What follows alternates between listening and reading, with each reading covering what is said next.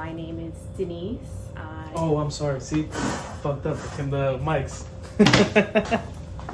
Cut!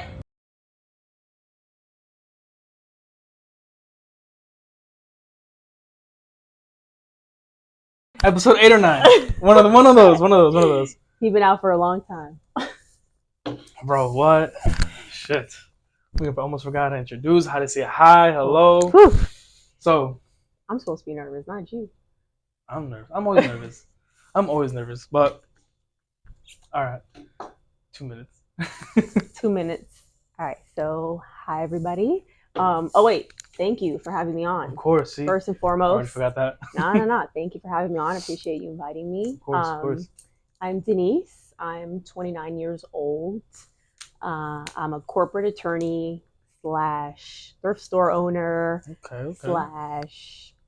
small content creator. Okay. I dabble in a lot, as you can see, but I'm really lucky to be able to do, to be a full-time attorney and also like pursue my hobbies and passions, which are anything fashion related. So I get to do a little bit of everything. So I'm super lucky. What else? I'm born and raised in Florida. Been here all my life. It's very hard to hear nowadays, honestly. Been here all my life. Have my little family, which is my husband, who I've been with for 11 years. And my 2 doggies. What kind of dogs? I have a pit bull, and the other one's a mix of golden and English bulldog. She's a little mutt, okay. I know. It's funny, Manny's never mentioned them. She's never met. Wow. My husband's never mentioned my dogs. That's crazy. I'm gonna throw his ass on the bus for that. And they're also like 10 years old, so that's even. Oh wow! So yeah, you guys kind of got them. We've literally had them from the jump. Yeah, no, that's one we adopted like 2 years later. The pit bull we adopted like 2 years later, but the star, the mutt, the mixed one, we've had her since we were like a couple months into our relationship and like in high school, literally. Like so to not mention the dogs is kind of a that's crazy. We'll talk about that later. So, because I am curious about the whole thrifty and the lawyer and all that, before we do that, tell me, how was your childhood? How was Deniz as a little girl growing up? Oh, Deniz as a little girl was super spunky. Like, it's funny, that's kind of how I became a lawyer, was through my childhood, which is crazy to think. Like, you wouldn't think you would be an attorney from like when you were little, but ever since I was a little kid, I was super like argumentative, but not in a bad way. Like anything my parents said, I debated them, like not respectfully, not like I wasn't a bad kid. I just like would always have something to say. And like I did everything when I was a little kid. Like I did acting, I did dance, basketball. Like I was everywhere. And so like I was a very vocal kid, and my parents like used to always be like, you know what, you're gonna be a lawyer when you grow up. Like you're gonna be a lawyer. And like my parents were immigrants, so like my dad was a mechanic and my mom was like a school administrator. So like there was no like rhyme or reasoning for it. They just like instilled that, and I kind of like took what they said and literally ran with it. So all throughout my life, I literally said, I'm gonna be a lawyer. And I have set out to be that ever since. And here I am today, a lawyer. So they definitely pushed me to be a lawyer. It wasn't the easiest journey to get there, but I got there. So. We'll get to that. I will mention, because it's funny, because parents really do know. So before we go into you, Reem, his podcast, or his episode, he was telling me how like he would always tell his mom he didn't know what he wanted to do. And his mom always pushed him, just be a barber. And he's like, bro, like, no. And now look at him. Yeah. A successful barber. No, 100%. Like what is instilled from you from like little, like it really like engraves like something in your brain to like kind of pursue. It really pushed me to like, I took it and ran with it for sure. But I never stopped. And I definitely like along the way made sure like that was the path I wanted to go on. Like, but yeah. So I'm like thinking of like mine, and I'm like, I was just everywhere. No, I was just that one wild kid that just did everything. Yeah, that happens. Yeah, that's like, I feel like that's pretty normal. You go through like a bunch of different things you want to be with when you grew up. I just happened to luck out and stick with one. I actually, fun fact, was really toying between becoming an astronaut and being a lawyer. Oh, really? Craziest opposites, but I went to a science magnet middle school, and I like really like liked the science aeronautical engineer portion of it, and I was like torn for like a hot second. So literally, like my tattoos are like I have an alien here in space, like still obsessed with space, but yeah, math is not my strong suit, so I was like, No, I love space is actually like my favorite. It was always like my favorite subject when it came to science and just life. Like I love looking up at the sky. Oh yeah, I love everything that has to do with space. But like you said, math is like no. So I was like, So I became a barber. I don't got to deal with numbers. But all right, so let's get to it, because one of the things that I am interested in is, I know you own ThriftyCo, right? Yes. How was that? How was it trying to start like a small business, but at the same time, go to school to be a lawyer? Because I know being a school lawyer is like that's hard. Yeah. So like, how was that? I've always thrifted, so thrifting has just been a natural part. Again, like I thrifted a lot growing up. Like my mom, I would go to Goodwill with my mom, and like we would thrift all over the place. We would go to consignment shops. So like that was kind of instilled also since I was little. So I naturally just thrifted for myself, like for my house, like decor, clothes, all of it. And then like there was just like this huge wave of like vintage reselling and like thrifting, and I'm like, I already do this for fun. Like, why can't I turn it into like some sort of a profit too? I got into it. I think it was like towards the end of law school, if not like I had already graduated, but definitely I was like, either early on in my lawyer career.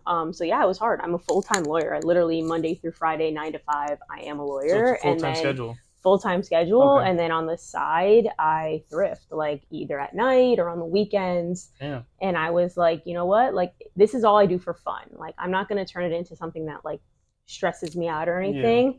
I'm going to, post some things. If it takes off, it does. If it doesn't, it doesn't. I do this anyway. Like, I thrift for myself. Okay. So yeah, it's definitely challenging as far as like time wise, because like to end my 9 to 5 and then come home and take all the pictures and upload everything to socials and all that. Still have to go to places. And then still have to source. Like it is very time consuming to do all of that. And so, but it's just about balance. Like I made sure that it's not my full-time income. So it's easier for me because I don't rely on that income for anything. It's just it's more of a passion. Yeah. So you actually get to do it like for fun and not like because it's like there's money coming from it. Yeah, it's my passion project, and I just get to spare myself a few bucks in case if everyone always looks.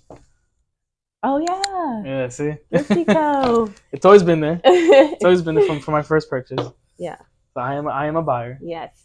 I like the stuff. I like the style. I've always seen that you post a lot, and I what you were saying about content creator, because I have seen that you go to a lot of places.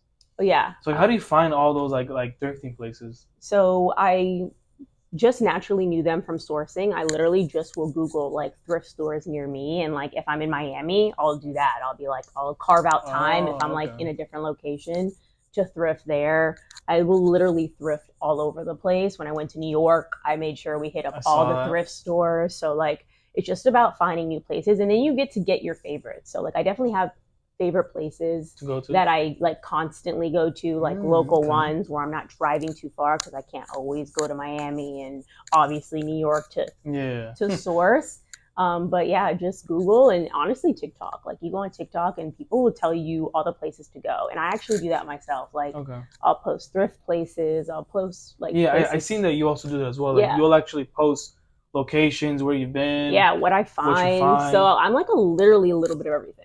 I keep up with like sharing how I find it, where I find it, and then also like selling it too. That's pretty interesting.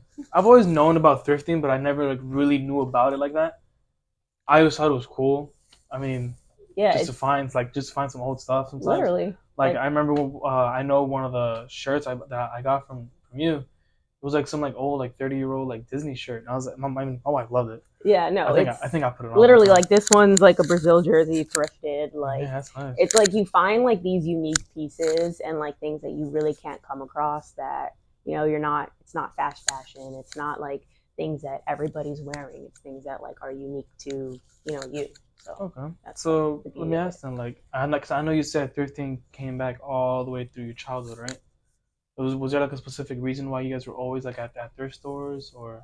Honestly, I come from like pretty humble beginnings. Like we didn't have like a whole ton of money growing up, but it was definitely like I think I didn't know that anything other than just us having a good life. Like I don't think you really know when you're a kid. Okay. I think we had a pretty good life. I don't really know why. I think we just like to save some money. I guess we went thrifting.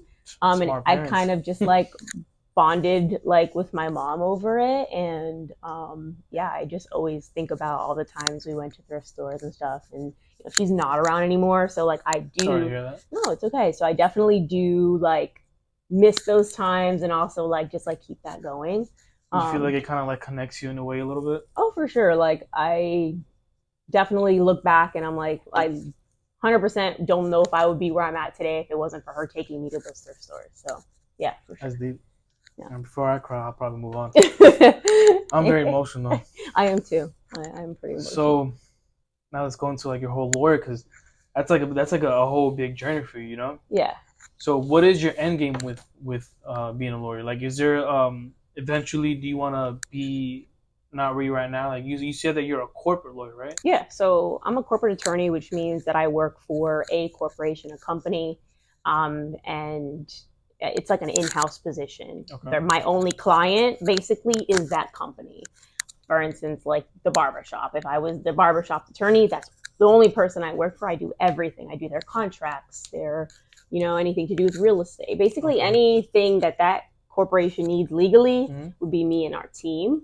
My end goal for being a lawyer, I actually want to go into the sports and entertainment route. So I still want to be in-house, but I want to be counsel for like an NBA team, or even the NBA, if that, like NFL, NASCAR, anything sports related.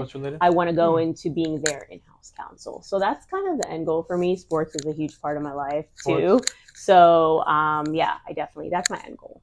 But still, I want to stay in-house. I don't like do the trial work. I don't like going to court, all of that stuff. To me, I'm thinking you're like at trials. No. That's why I was like, damn, like what the hell is that? No, so we like outsource. Like when you're an in-house attorney, you pretty much outsource most of your work. If like there is a trial or somebody suing our company, you pretty much hire another attorney to take care of that. You work with them in gathering information, but they will actually go to court for you. There are some big corporations that have trial teams, but most of the time you outsource work. Yeah. So even if you were to go into like sports, you would still want to be in-house. So you wouldn't want to represent like Odell Beckham or something. No, because it's not really like, unless it's like contracts. Like if I'm doing his contract, like I could do anything like contract related. Like if I'm negotiating his contract, that sort of ordeal, yes. But not like if Odell Beckham needed something criminal, like if he got criminally in trouble, I'm not going to represent him that way. No. Oh, okay. Okay. That's crazy. This whole time, I hear lawyer and I hear the courthouse, and a lot of people think judges the same thing. Yeah. Oh, okay. Yeah. Okay. So many different types of lawyers. I learn every day. Yeah. I learn every episode, I should say. Oh, okay. Yeah. This whole time, I thought like you were like in the courthouse, just going at it. Because you said that you like to debate. So like. Yes. I did. And then I realized as I got older that I didn't want it. I was like on a trial team in law school and stuff, and the stress and the amount of hours you have to put in to be a trial attorney is crazy. Really? And I was like, that's not really the lifestyle I wanted to live. I like my 9 to 5. I go to my corporate office. I'm chill. I come home and I still have a life with my husband and dogs, and I get to enjoy my life. I don't have to stress away. So that's the lifestyle and balance of attorney that I wanted to be. So, okay. Well, that's smart to view it that way then, honestly. Yeah. I feel like a lot of people just jump into like big job titles, and then once you're actually there, then they kind of like get lost. That's why I was asking, like, what is your end goal in being a lawyer? Because, speaking from clients too, I have a lot of clients that like they'll jump into a career because of their parents or because of whatever. Once they're in that career, they're like, well, I don't really know what I want to do now. Like, I'm just here. Yeah. So that's why I was curious. Yeah. Now that my emotions went down a little bit. So I know it's definitely not an easy topic to like talk about, but I know you said your mother is no longer here. Um, what happened? I'm trying to like find like easy words, so, like, but I just don't know. No, I'll just go right into it. Like we kind of spoke about earlier, I'm super open about, what I've been through and my life. And, for the audience and for everybody. I did say that. I always mention this. It take as like therapy, just vent, do what you have to, get it out. So. Yeah, so like for the audience and those who don't know, cancer is a really big part of my life. My mom was diagnosed with lung cancer when I was 11, so in 2006. So I was in middle school. At that point, I really didn't know. I guess you don't really understand cancer at that age. Like you know about it, but like 11, you're just still enjoying. You're still young. So like I watched my mom go through surgery and all that ordeal, and then as the years progressed, and her cancer ended up spreading to her brain first, and then to pretty much every other part of her body. But so it became like an everyday, like obviously I grew up knowing like exactly what cancer was and how much it affected my life. My mom fought for almost 10 years though. So she passed away in 2015. So she almost made it to like 10 years. And the doctors, like, I will never forget, like there was like one time when she had like several brain tumors in her brain, and we were sitting in the doctor's office. I was in high school at this time. And the doctor was like, I just want to let you know, like, your mom has like 6 months to live. And then she lived for like 4 years after that. So like it was like we were devastated, and like obviously we took that, we believed like what he said, and we thought that was the case. But she fought so hard. So definitely that has been like a huge part of my life in terms of like I literally had to go through middle school, high school, and early college of her, getting sicker, going to a bunch of treatments, chemo, like the whole 9 yards. And then, like at the same time, while my mom was fighting cancer, in 2013, my sister, who was 23 at the time, was diagnosed with breast cancer. So now I had, and like for like we're a really small family, so it's literally just us four: my mom, my dad, me, and my sister. And me and my sister are like, and we're like this, like inseparable. So like that to me was like terrible. So she was 23 with breast cancer, which was already like crazy in itself. So at the same time, my mom and my sister were literally battling cancer, and my mom ended up passing away, and my sister till this day is battling stage 4 metastatic cancer. Damn. Yeah. That's crazy. It's a lot. It's a mouthful, but it's a lot. But yeah, so that's like a huge part of my life that I don't hide. I'm very vocal about it because obviously like either you have like a good poker face or you're just going through emotions. Man, I'm a wreck. Like emotionally, I'm a wreck. Like inside, I'm just like, man, like about to go get some flowers or something. I don't know. You get used to it. At least for me, like I obviously had a really great support system. Like I said, me and my family were super close, and we were with, like for my mom, we were with her every step of the way. Like we took care of her till like the last second. So like I know that like we did everything we could, and like I spent as much time as I could. I literally chose not to leave to like go to university in Washington, D.C., which was my dream, and I got accepted. I literally chose to stay here when I didn't have a backup because I didn't apply here. I didn't want to stay locally, but she got sick really, she started declining like really fast, like at the end of high school, like at the end of senior year. So I chose to stay here. But like I don't regret any of it. Like I know that I spent all this time with my mom, and like always, it wasn't just because she was sick. Like, we were just that close. So like there's like no regrets. Of course I miss her, but I had a lot of time to grieve. Like I was really lucky in that I had 10 years of like, from the time I knew she was sick, of enjoying our time together, which a lot of people don't get, See, I like what you said, because I feel like you took it very smart. You know what I mean? Like, so you said you had those 10 years to actually grieve, right? And like enjoy the time with her. I've heard like stories from like a lot of people that they'll see the complete opposite.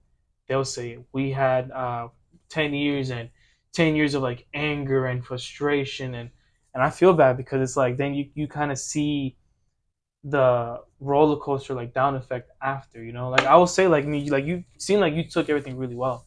Yeah, Like yeah. you seem like you took everything. I mean, obviously it's still hard at the end of the day. No, for sure. It's definitely still hard, but I think it was the amount of time we got. Like, I'm so lucky. Like I said, like the doctors told us we had 6 months, and I got years. Like, people don't get that. Like, people can get into an accident right now and die on the spot, and their parents and their families never have the opportunity to grieve. I gave that to myself for a long time, and I don't want to speak for my family, but I feel like my sister and my dad, but I feel like we had that too. Like we had a lot of time to really enjoy us. And I think that's really important. And for me, like I always tell, like I hate when people are like, oh, I'm like fighting with my mom, or I hate my mom, or I hate my parents, or this and that. Like it sucks because I'm like, I never had that. Like I loved my mom and my family so much from the get-go. So like I super value family. And the same, don't get me wrong though, my sister's diagnosis has not been as easy. Like that to me has been a much harder journey. Like dealing with my sister's cancer diagnosis is not the same at all. It's crazy enough. Like I feel like even harder than my mom's because like of the relationship we had, like of like us being just like together. Mom, but that's my sister's like I'm like this, and she's kind of like the only person I have left here. My dad moved back to Turkey a few years ago, so like literally me and my sister live 10 minutes apart, and we see each other, talk every day, we see each other all the time. So you guys are close. Yeah, like so we're close. So that has been a really hard journey for me. I'm still on that journey of like really processing all of that, and she goes through ebbs and flows. Like I said, like she has metastatic breast cancer, and for anybody who doesn't know what that is, that means like metastatic means that it started in one place and it spread. So the minute that it spread somewhere else, it's pretty much considered stage 4. So it spread to her lung and then to her brain, and it's been in her brain ever since. So that journey has been like really hard, and she's had like over, I want to say like, I think it's over 100 brain tumors radiated to her brain since she started. Jeez. Like she's like a crazy warrior. Like she is ridiculous in how much she's gone through. So yeah, but we channel our energy into Booby Troopers, which is a nonprofit that she formed. So that helps her and us kind of like do something for others in the community. So that's nice. I feel like you kind of like, I don't want to say like it gives hope, but at the same time, like it makes others feel like they're not alone. Yeah, she like knows what it is to go through it. So one of our big things is, it's called Booby Troopers. Booby Troopers is the nonprofit, and one of our main things we do is like care packages. So we put, of course, my sister's been going through treatment and still does every 3 weeks. She has chemo regularly for pretty much for the rest of her life. So she knows what it's like to, go through chemo treatments and all that. So we put together care packages of what somebody undergoing chemo would want to receive, like blankets, headscarves, lotions that are like good for your body because your skin gets really sensitive during chemo. And we actually just got sponsored by Thrive Cosmetics, so they sent us boxes loads of like. Oh, that's nice. That's very for like nice. It's like makeup and stuff, but like for sensitive skin. So shout out to them for doing something so nice. That's to the cancer community. Yeah, for sure. So we definitely channel into that and have that to like help as well, because we have so much knowledge and so many years of like dealing with cancer, and so what better way than to like give what we've been through to help others, some knowledge and some love back. Yeah, that's tough, man. Honestly, I give you a lot of props. I feel like you definitely handled this situation a lot better than I feel like I would have. Like I said, I'm a very emotional kid. I probably wouldn't have handled it as well, but then again, I feel like what helped you out the most was the fact that you have a nice and tight family. Oh yeah, for sure. And I think because I was so young and grew into it, like it made you, of course, grow up super fast. Like I knew that like my mom couldn't take me places. I had to drive myself. I knew once basketball school was done, then I went to basketball practice, then I hit the hospital to see my mom. Like, it was just a routine, and like you just knew that you had to like grow up and, you know, be more independent, and like you had to just I had to toughen up because there was just no other option. So I like the fact that at the same time though, and I am giving you props for this because I've heard the complete opposite. I like the fact that you had to grow up faster, but you didn't take it in the wrong way. You know what I mean? yeah. Like I've heard it from like other people that they're like, oh, I had to grow up faster because of this and because of that, and screw them and screw that, and it's just like, you know, I like doing this because like it kind of helps me see like two sides of everything. So the fact that you went that route and you took it in a kind way, and you're like, you know what, like instead of me being mad because mom's going through this, like let me actually give off some love and actually just be there and still try to live my life.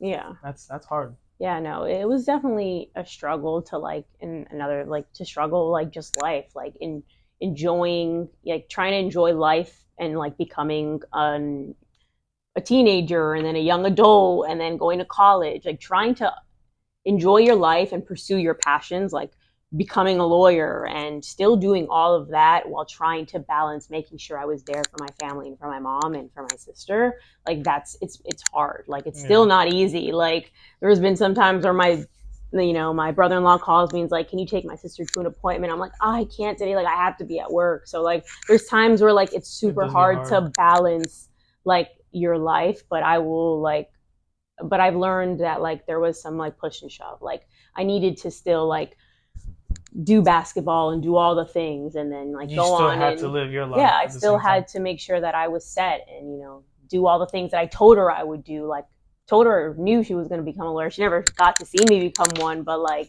she knows, right? Yeah. Like, so all those things that you set out, like that wasn't going to stop me. So like that was definitely hard, was the balance. And of course, like I said, I've been with my husband we've been together 11 years. So like balancing a relationship and a marriage and through all of that too, like that, it takes a lot of work on yourself. Especially with a guy like Manny, I feel like it's just complicated. Honestly, I've been so lucky though. Like he's been my rock throughout. Like he's literally seen me since my senior year. So he was there for my mom too. Like we would spend nights caretaking my mom together. Like he has been with me through all of it. And now with my sister too, like he'll drop anything to like rush to get my sister. Like they are. So you can definitely say that like how much of an amazing man he is, how much of an amazing man Manny is. That has really like, I guess like almost soothed and like helped things out. And, and a part of that. 1,000%. He's watched every second of it. Obviously, he wasn't there in middle school, but like later, like definitely towards like the end of my mom's life, like he saw my mom okay, and then it like got quickly really fast with him in the picture. So he saw all of that. And then he saw it all again with my sister from the get-go, from when she was diagnosed till now. And he's like still been super supportive about it. He hasn't left my side like not once. That's nice. So like that is also like a huge part. Like not only just my family, but him. Like I can't like even say enough about what he's been for me in this whole process amazing. Too. I like hearing other people having such an amazing and supportive partner, because I feel like it's just like nowadays that's like so difficult. Like to find a partner that will actually stick with not bullshit. I was gonna say bullshit. Like to find a partner that will stick with you through like some heavy mud, you know? Yeah. Like some that's hard, stuff. And it's not on him, and it's not anybody else's burden to deal with. And he would still rather take it. Yeah. See, that's good. That kind of shows like what kind of man he is, you know? Yeah. So let me ask you, like, not like personal, but like, so growing up in school, did that affect you in school, like grades or friends or being social? I know you kind of touched up on it, but I just wanted to just like. Not really, in the sense that like I was a super nerd and like I loved school and wanted to make sure like I excelled, and same thing with like sports. It was hard in the sense that like I didn't have a lot of time. Like I said, when I got like I didn't go straight home. I would go to basketball, I'd go see my mom, and then I had to do my work. So like I had to like fit in whatever time I had to do my work. I always made it happen, but yeah, like as far as like the time that I had to do it, for sure. Like so you always were, I'm still gonna do what I have to do for school. Oh yeah, 100%. I never veered from school. Like I never, like even when I didn't go to Washington, I literally applied immediately to Broward College to BC because that's the only thing that was left open at the time, which for me was like a huge, like I felt disappointed because like I was like this person who was going to go be huge and I was going to Washington University and I was going to be this like big timer. Now I have to settle for Broward College, which to me didn't feel like I felt like I was better than that. But then I'm like, you know, that's all I have. Like I get to like go there. So I was there for like literally I got my A there like less than a year and then went to transferred to FAU. Okay. And got my degree there. But then I'm like, yeah, I had all this time with my mom, so I can't even complain on the path that I went on. But yeah, I didn't stop. I didn't stop working. I literally worked.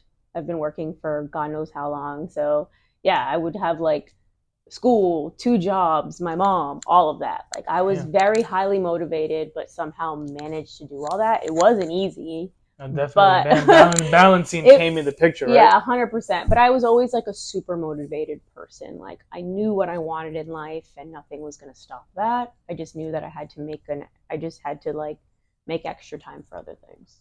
Okay, very determined and driven person. I'll tell you that. Yeah, very. Well, so we'll move off. We'll move off of that because, like I said, I'm an emotional person. I'll probably cry first before you. No, it's fine. So, tell me, 11 years. What advice would you have, like, for someone? Because 11 years is a long time, you know. Like, I know you guys are still so young. You know, you're 29. Yes. Yeah, you're still so young. So young. But then again, to wake up in the same bed with somebody for 11 years, like I'm going on 5. I hope that's right. Yep. I'm going on 5. Because like I'm trying to think of like all the like, do we count the years that we were dating or the years that we were married? You know what I mean? I count total. Kind of total? Yeah, because we've only been married for a little over 2 years. So like 2021. So I want to say like. So like total, I started from like when we started dating in high school. Oh, okay. That's his plus. Like 2021. So yeah. All right. 4, 5. 5. We'll go 5. We'll go 5. 5. So like yeah, like that's a long time. So like what advice would you have for somebody?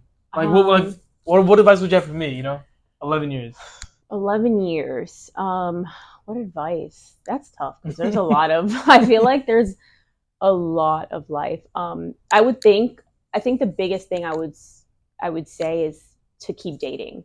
Like I always say, never stop dating. And like I post a lot of my dates, like and stuff that we do online. Like I think that you can really like get distant from somebody and like start to lose somebody if you don't constantly date them.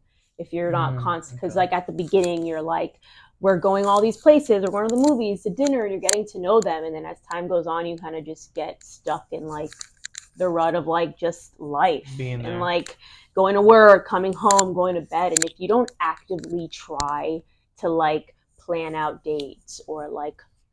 Manny does all the cooking, but like, oh really? Like it like you know him cooking me dinner or like planning out a date or saying you know like I booked this like something like if you don't actively do that, I think that's like super important. Like 11 years down the road, and I think of course there's been moments like where we just didn't have the capacity to do that, and you can definitely feel how that can affect your relationship if you're not constantly making an effort. Like it takes effort. To continue doing that 11 years later. So I think that's like my biggest thing is like, don't stop dating. Don't stop dating? Yeah. Wow. Okay. That's actually a good point. It's a very good one. Yeah. And I'm just saying, because like right now, like with having a newborn. Even harder. And it's harder because there's like a lot of things that I want to do with my wife, but at the same time, like I got to wait because she's like still recovering. Like my wife just gave birth the 29th. Oh my, yeah. Yeah, like the 29th. So like we're on August 12th. So like she's still recovering. There's like a lot of things that we want to do, and I feel bad because like you know like she's like stuck at home, but she wants to go out, she wants to do things. But no, that's actually good advice. Yeah, and it's like little things. It doesn't have to. I hear all the time. Oh, don't stop dating, don't stop dating. But then again, like at the same time, I hear all the time, but I see it all the time from like other people, that like how easy it is to stop dating. Yeah, and it's so easy to like just fall out of it because you just get used to that person. Like you get used to everything and like you feel like you have nothing kind of left to learn about them. Like you know everything you have to know about them. And then like life just happens and you get busy and you get older, you have kids, like, and I can't speak for kids because we don't have them yet. Yeah. So like, I don't know how that would, affect things, the dating portion of it when you have kids. But yeah, it just is like simple things. So like going to the beach, like not long ago, he literally got off from work at like, he was like, he gets off at 3:30 but a.m., but like he did like a couple hours of overtime, and like he was literally like, he didn't go to bed and he's like, wake up, let's go watch the sunrise. So we literally went to the beach romantic. And watched the sunrise down the street because I live in Dub, like not far from the. So like it's little things like that like it doesn't take much. Like all we did was go to the beach and watch the sunrise. But it's like things that we did when we first started dating. It's like the little things. Yeah, so little things. So it doesn't always have to be this like grand thing you do. It's like super small things that you can just constantly do. So that's like number one. I like that.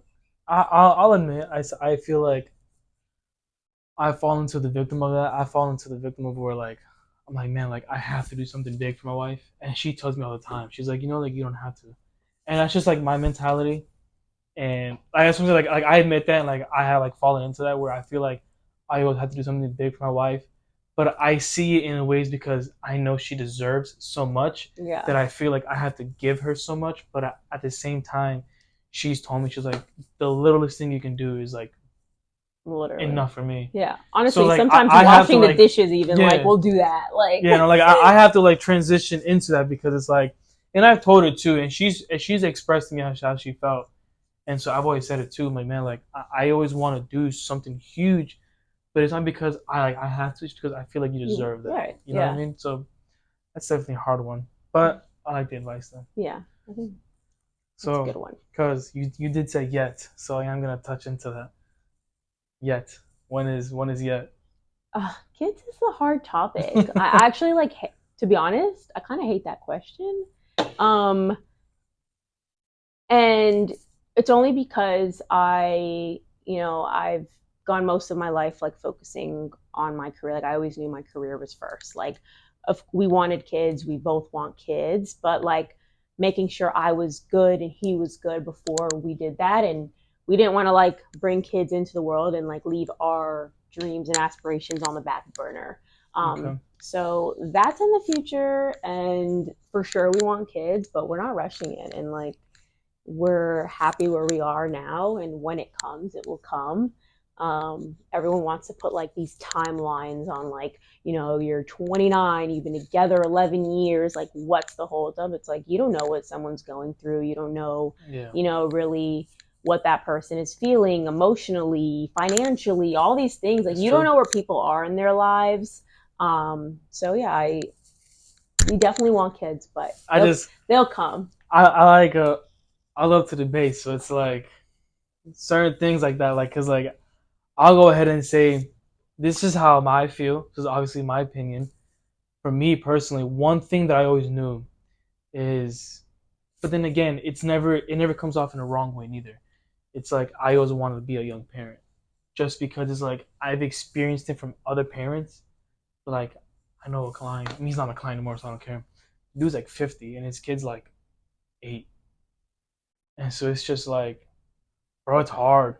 Like my little man right now at 2, he'll be 3 in October.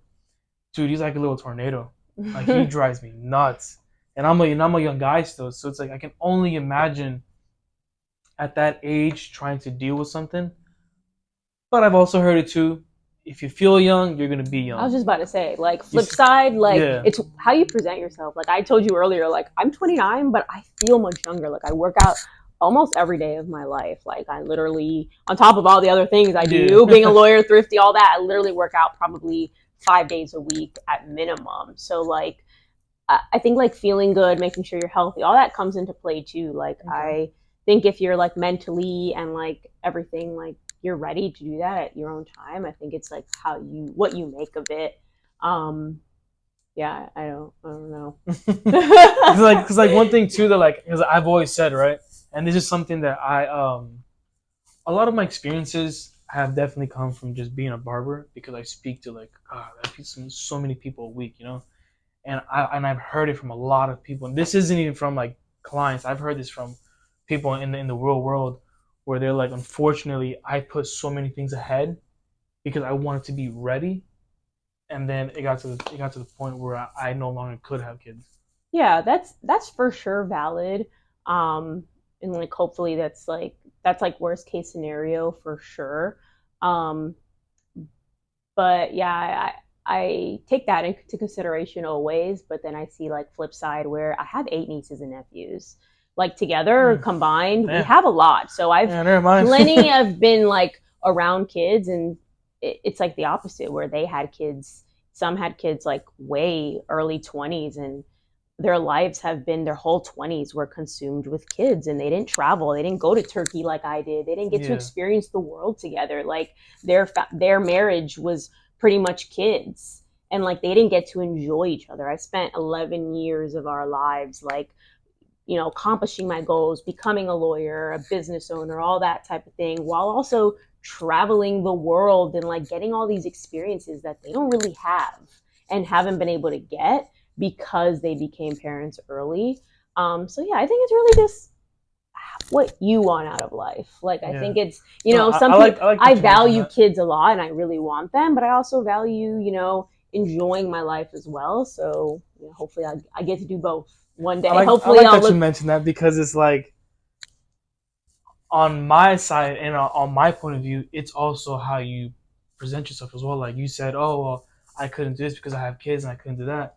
To me, I've always seen it as like, yes, you can. Like, me and my wife went to Mexico when my son was 2 months old. Yeah. But then again, I just feel like if you just put in the effort, like I have a lot of people that, oh man, like you did that with your son, like I would have never. I'm like, why? They're like, well, because it makes it hard. I'm like, just because it makes it hard doesn't mean you can't do it. Yeah, no, and for sure, like we won't stop doing any of that when we have kids, but doing that with your partner alone and not having a kid, I think is like super valuable. And then on top of that, like just financially, like I can't say that when I was in it's expensive. When I was in, it took me a long time to become a lawyer. Like it didn't just happen overnight. So I spent a lot of my 20s struggling, hustling, being a server before any of that, you know, like us both being servers and like really grinding. Like I couldn't picture doing all that and like barely making it and having a kid on top of that in my early 20s or even mid 20s. I couldn't do it. Like you can do it, but like do I want to struggle? No. Like I didn't want to do that. And I don't want to say I struggle. I just will say I live comfortably. I may not travel as much as we did before. Yeah. But I will say that I do live comfortably and I live happily, because not my biggest accomplishment, I guess you could say accomplishment. My biggest accomplishment is the fact that my wife doesn't have to work. Yeah. My wife can stay home with the kids. That's amazing. Like, but I will say though, like, you know, you're right. And not everyone has a luxury in doing that. Like, not everyone has a luxury of like having, you know, being able to like have their wife stay at home. So yeah, and neither one of us are right or wrong. Like, I think that you live an amazing. I was gonna tell you that. Great point. Like, as you can see, I wanted to like go in harder at that, but at the same time, it's like we're both so happy. Like I'm so happy and fulfilled in my life so far, and you are too. And we took completely different paths, and I think that's the beauty of I like that, because that's the reason why I don't want to say like I was drilling you almost, but at the same time, like I kind of wanted to, because like I kind of want to get some of that stuff out, because then now it's like you can see both sides of like you're just a few, because I'm 27, you're just like 2 years older than me, 2 or 3, whatever. Yeah. And so it's like you still have a happy life. I'm younger. I already have 2 kids, but I still have a happy life. But that's because of how I live my life, you know. Yeah, like 2 different paths. One thing I will say too is, man, listen, like. You're right, and I do hate when people say that. Oh, like when are you gonna have kids? Like when? Like, yeah, it's a tough question. I hate that, because it's like, bro, like no one's ever ready. No. Like that is one thing I will always, and I've said it in previous episodes. No one will ever be ready to have kids. Yeah. And if you think you are finally ready, I promise you're still not. Yeah, and even further, like you don't know what that person, like you said earlier, is going through. Like, what if they are struggling to like have a child, and you just like ask them, why are you having kids yet? Well, maybe there's a reason like deeper than like, so the medical like reason surface level that I'm not ready like to talk about, or somebody's not ready to say. Like there's like so many things like these days that like it's a tough question, and I don't think it's really like all that clear cut of like why now or why not now. Like I feel like people are just deeper. so like I'm very open. I'm super open. Like I love to. I never like to see one side of it. I love to see like a whole 360 view. I love to see everything. So to me, like I've always hated when people try to attack, and I feel like people are just so quick to judge than to understand. Yeah. Because like it's kind of like you said, like like somebody's probably going through a whole medical situation, and you're fucking drilling them down because they have like, no why kids. don't you have kids? And you're like, well, I can't, or whatever. Like what the situation is. Like for example, like Lou, like like Lou's like in his early 30s, and he's just now about to have his first kid. Congratulations to him and to his wife. And a lot of like I've heard a lot of his clients, like, yo, like why are you waiting? What's up? And I'm like, yo, like my man's a whole business owner. Like, he opened up a shop. Like being the manager here at the shop, like I've seen it from him and his experience. Like, bro, it's a lot. Yeah. Like to run a shop and to own a shop and to maintain it, it's a lot. So it's like it's kind of like you said, everyone still has some things that they at least want to accomplish or get done. Yeah. Because it's a lot. Yeah. So no, I like all the answers. Like I said, I'm just it's like a side of me like where I want to drill someone so bad. Yeah. To the point where I kind of want them to argue back, but then it's like I'm like, all right, but just so you know, open-minded. So it's a bad habit. I get it, and believe me, I love debating more than anything. So I'll sit here and list out a whole reason why I ain't having kids. I didn't have kids up until this point, but it's like. It's at the end of the day, it's my decision and nobody else's. Like, because I think you're the second girl that I've I almost said debated. You're the second girl that I've had on here. The first one already has kids, so now I'm kind of glad you didn't have kids because I wanted to get a woman's personal experience, a personal point of view at a similar age, Yeah, and that's another thing. Like we as women are like. Always like your time is your clock is running out and all these pressures of society that. And it's like just let us do our thing, like let us have like our lives and not be pressured. And I think that's just wrong because it's just like, man, like I get it, I don't want to say men have a clock, but men really don't, but like women do. But at the same time, it's like just because they do, it doesn't kind of give you the right to like, yo, like. Yeah, listen, it's time. Yeah, it's time. Like it ain't the 1800s, man. Like like yeah. People just want to work and just get things done, and I appreciate that though. And it was something I wanted to go into, but I forgot. God, I have the brain of a squirrel right now. It was something about like that too.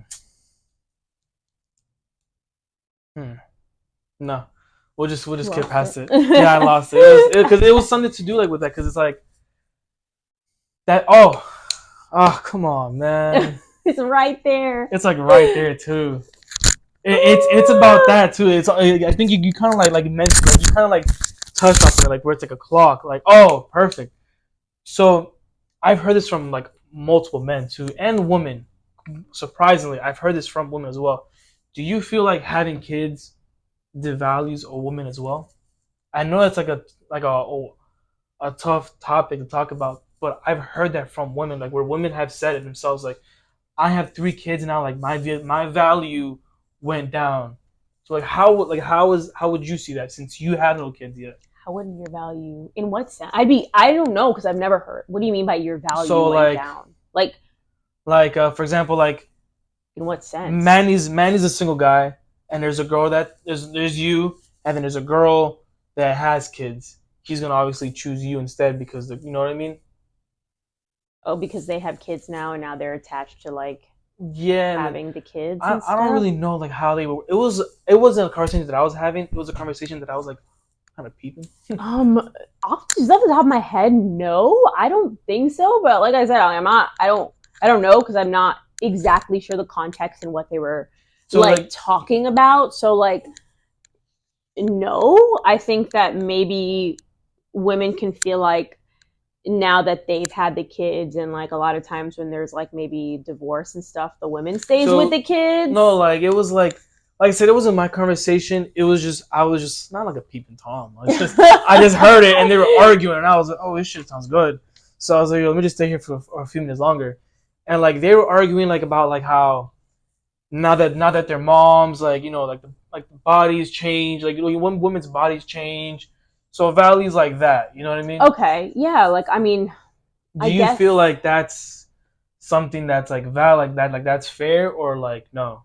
I mean, I guess I know it's a tough question. It is. Like I feel like it could be fair in the sense that maybe they feel like they've lost who they are a little bit, because I think that something you do hear a lot is like postpartum depression and things that you like go through, like you kind of lose who you are, and like both physically, mentally, emotionally, you kind of lose a part of you in having kids, which men might not really feel because they are still themselves. Like physically they didn't have to endure it, like mentally they don't really have to endure it. So I think in that sense I could understand it, but I don't really have the full perspective, because I know it's a hard question because I haven't been through it. I wanted to ask a woman that didn't have any kids yet and that was like in a relationship. Yeah, and I don't know. Like I could see both parts where like you can feel like you lost a sense of yourself. I've heard that a lot where like my friends or close family have said that they don't like feel like themselves again, or it took them a long time to feel themselves again. But yeah, I don't know. I've heard it from a few guys where they'll be like, oh, like, I don't want to keep dating her. I don't want to keep talking to her. I'm like, why? Because she's a mom. Like, she has kids already. Like, right. You know, and to me, like when it comes to value, like I tell my wife all the time, listen, like you're still beautiful, you're still loving, you're still kind. Like, I mean, in my sense, I feel like it goes back to your partner. Now, if you have a good partner, then I feel like your value never drops. Like, for example, like my wife is like everything, you know. Like I feel like the moment that she had kids, I feel like my wife's value actually went up. Yeah. Because she was able to, like the whole birthing experience is crazy, you know. Oh, I could imagine. I can't imagine actually, but like I can't imagine. I think that you're right on that. Like it's also like on the spouse and the husband to make sure that you're instilling that value in them too. Like I guess I can kind of put in perspective, like in 11 years of being with Manny, I've been every sort of weight that you can think of. I've gained a bunch of weight and I've lost a lot of weight, and I've been like, you know, I've had this like ebbs and flows of where I have been in my life, and through it all, like he's loved me no matter what. Like I'll look at pictures, I'm like, you didn't see that person? And he's like, no, like I didn't. Like I look at you now and I'm like, yeah, we were bigger, like both of us, like we were bigger, but like we didn't see that in each other because we loved each other. That's that love weight right there. Yeah, oh my God, that love weight is serious. Yeah, but it's kind of hard. I don't have a lot of perspective in that, in those areas yet. But you know, get me later in life when I have kids, and maybe I'll have a different perspective. No, it was just I've always heard that from like men, where like men like, oh like it was just an argument, and they were like, oh, like, you know, like you're gonna lose value as a woman once you have when you have kids and all that. Seems wild. And to me that's crazy. Yeah, it was crazier at the fact that then I heard a woman agree, and I was like, damn, like, you know, normally it's men that kind of throw that at women, but to then hear a woman throw it at another woman and then agree, I was like, yo, that's kind of wild. I've never that kind of threw me off. So like and plus most of the women around me have kids or about to have kids, so like I haven't asked anyone that doesn't have kids. You were the first one. Oh, since you kind of hit that topic a little bit, I was like, you know what, let me just ask. I want to go into that, but man, that's good. Honestly, it might be it right there. That was a good conversation. All right. Again, like I appreciate it. Can I plug myself? Oh, of course. All right, I'm gonna plug myself. If you want to follow me on social media, I guess I can kind of tell you what I like my social media content. Either way, I always put in everybody's information. Okay, so go ahead. So like on social media, like to go away from all those really deep conversations, but on social media, I do a lot of like fashion content, whether it's like sneaker, like I go to like a bunch of sneaker stores on my content, thrifting, travel like fashion. Travel thrifting is pretty cool. Yeah, like I do a bunch of fashion content on both Instagram and TikTok. So if you're interested in that and want to see my stuff, and of course my Thrifty page, he will link everything, all my socials, but it's Deniz, DENIZXOXO on IG, and TikTok, and then ThriftyCo, which is that little sticker. If you purchase something, you will get a sticker. That sticker has been with me for a long time. For real. You'll get a sticker. So yeah, follow me on all my socials if you want to see the fun, like, social media content. I will say that like all that like traveling thrifty. All that traveling and thrifting is pretty cool though. Yeah, because like I've seen like I think you went to Argentina one time, right? Yes, Argentina. I found a lot. That one was mostly not really thrifting, but I got so many sneaker stores there. like some really cool sneaker stores. I would have never thought. So like, if you're interested in what sneaker stores look like in Argentina, like check out my page because I have a bunch of sneaker content. I haven't done as much sneaker stores because the community is a little dead to me. Like sneaker is a little weird nowadays. Sneaker stores are closing. So I mean, don't get me wrong. Like I wanted to get my wife the Jarito Dunks. Yeah. And they were like, "Oh, it's gonna be 1,200." And I was like, "1,200 it's insane." I was like, "Yo, I'm good, bro." So, but yeah, a lot of sneaker content, a lot of thrifting content, all of that on my socials. Nice.